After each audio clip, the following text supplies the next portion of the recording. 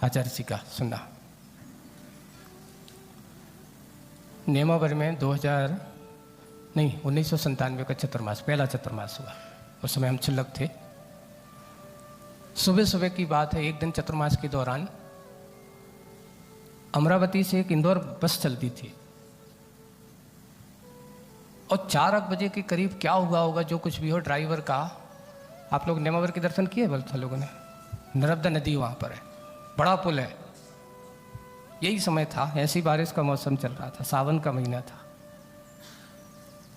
और पुल पे से गाड़ी गिरी। नदी बिल्कुल पूर्व पे चल रही थी।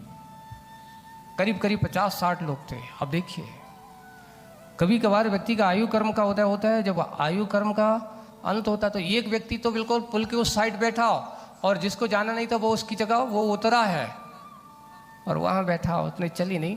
गाड़ी आई, सीधी जा करके थोड़ी सी आंख लग गई ड्राइवर की, जबकि आ गई। और जबकि में ये हुआ कि सामूहिक सबके सब नदी में समा गए। उसमें से करीब करीब 50-60 में से 1-2 लोग बचे थे मात्र। और सुबह हम लोग वहीं जंगल जाते थे, आचार्य श्री और पूरा संघ। लोगों ने आकर के बताया, आचार्य श्री बहुत बड़ी दुर्घटना हो गई है, अभी लोग आए नहीं, निकले नहीं, उसी में फंसे हुए हैं।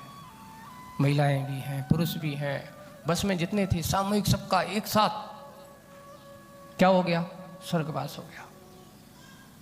हम लोग थे, ऐसा कैसे कर्म का उदय? आचार्य श्री से पूछा कि एक साथ इनका सामूहिक पाप कर्म का उदय कैसे आ गया?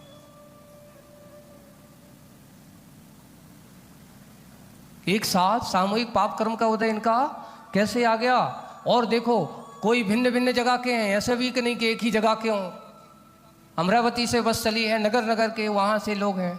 लेकिन बोले कि देखो, नगर कोई भी, आचार्य जी का बहुत अच्छा उदाहरण था कि नगर कोई भी हो सकता है, लेकिन बंधुओं, इन्होंने कहीं ना कहीं ऐसा कोई संसार में इन सब ने मिलकर के ऐसा पाप कर्म का उदय, ऐसा बंद किया होगा। बस तो मात्र एक संयोग संबंध थी, वो तो कर्म के उदय के लिए एक निमित्त कारण बनी है।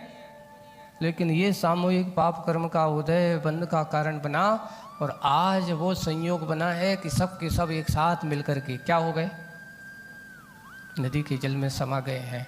ये निमित्त मिलना है, ऐसा होता है। इसलिए कहीं भी सामूहिक पाप कर्म का बंध होता है तो ऐसे ऐसे नियोग बनते हैं। आए दिन अपन देखते बड़ी बड़ी दुर्घटनाएं, एक साथ 200 लोग, 250 लोग, हजारों लोग मर गए। क्या हुआ? भगदड़ मच गई, ये हो गया। ये सही कहीं ना कहीं ऐसा पाप कर्म का उदय भी निमित्त है। ऐसे भी हो जाते हैं, अपन एक जीव के कारण से अनेक सामूहिक पाप कर्म का बंध भी कर लेते हैं। इसलिए कोशिश होना चाहिए। आचार्य जी ने कहा कि इतना है, हम लोग अगर बिना विवेक के कार्य करते हैं तो ऐसे ही बिना पाप के बंध के कारण हम बन जाते हैं। संयोग